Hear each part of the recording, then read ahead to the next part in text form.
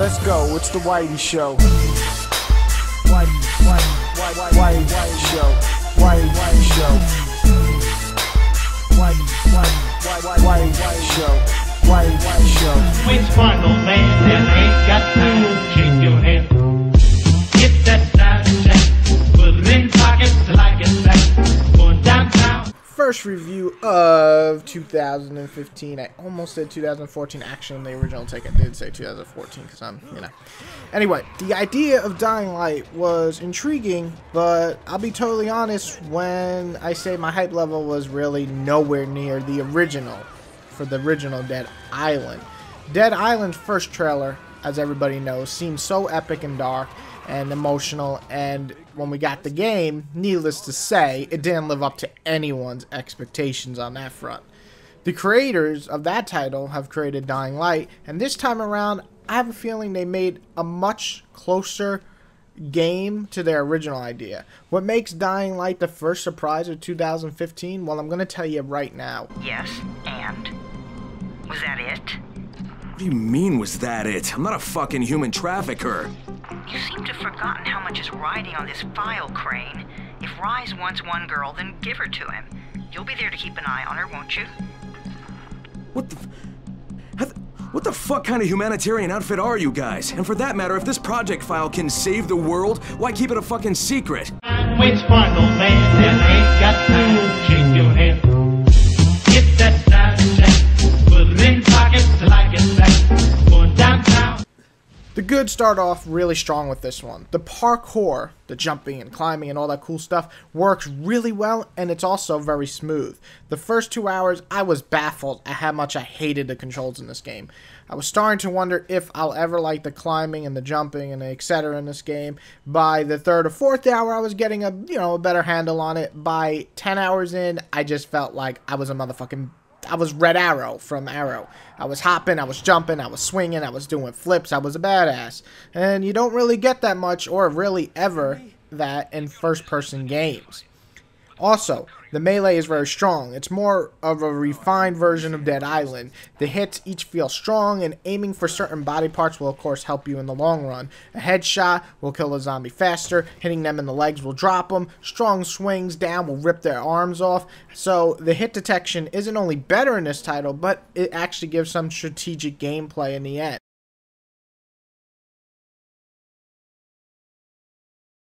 Yeah, 10 points! The nighttime has a lot of positives in this game, though a few negatives. I'll get to that later. First, let's discuss the positives. The atmosphere during the day is this nice, dreadful feeling, but at night, it's full of horrors. Yes, it's Game of Thrones. I mean, these vampire-ass looking zombies that chase you at night are so fucking scary. On top of that, the limited vision makes you actually worry about sprinting around in this city aimlessly. The night brings the horror elements to Dying Light that something a lot of horror games, a lot of zombie games seem to not even give a shit about anymore. Collecting is a big part in this game. You can collect so many items, create brand new items or modified weapons. On top of that, one of the key elements in this game is to level up. It is an RPG in a lot of ways. You got 3 different things to level up: survival, agility, and power, each having their own skill tree. It's not only fun, but it's a great way to actually do these flips and tricks and kill things for actual reasoning to level up your awesome character. The co-op works flawlessly, and my friend Sir Jim's hopped into my game and with no problems, no lag, and it was a blast just killing zombies and messing around. The story this time around also has some meat to it and remains somewhat interesting throughout. Even the side missions in this game have stories and cutscenes that keep them from being just an MMO click on a character and just read dialogue fetch quest type thing. Though, that finally leads to the bad. What the fuck was that? Hey, Kareem, I just saw something I've never seen before. This huge, bloated infected just fucking exploded. Well, having some interesting characters, they all remain fetch quests.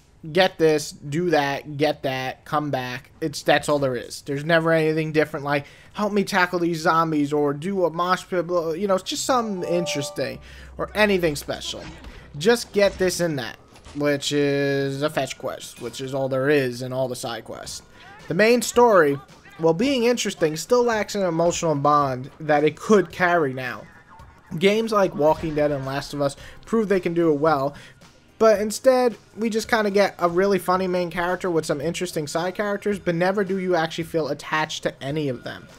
Also, the gameplay feels like a better, more polished version of Dead Island when it comes to the actual combat. So if you couldn't stand the gameplay combat in Dead Island, I doubt pounding zombies in the head with a bat is going to feel much different in this title, and it may not be for you. Some of our guys use them to kill other infected. Shoot them, and they take out everything in a 3-meter radius. You kidding me? Waits for no man that ain't got time to shake your head. Get that snapshot, put it in pockets like it's back. Going downtown. Dying Light proved to me that zombie games can still remain over-the-top fun and have horror-filled moments. I played Dead Rising 3 to death because it was balls-to-the-walls fun. I played Last of Us because it kept me on my toes with the dread and fear. This game manages to do both, and maybe not as well as those two, but combining the elements together is something I have to give credit for. A more emotional story, maybe more add-ons in the gameplay, and better side quests are needed, but what you have here is still a great zombie game for any zombie fan who likes to bash skulls in and try new weapons while still getting scared at night. I'm gonna give this game a nice old great 8 out of 10, and very surprisingly, the first good or great game for 2015. Let's keep it up.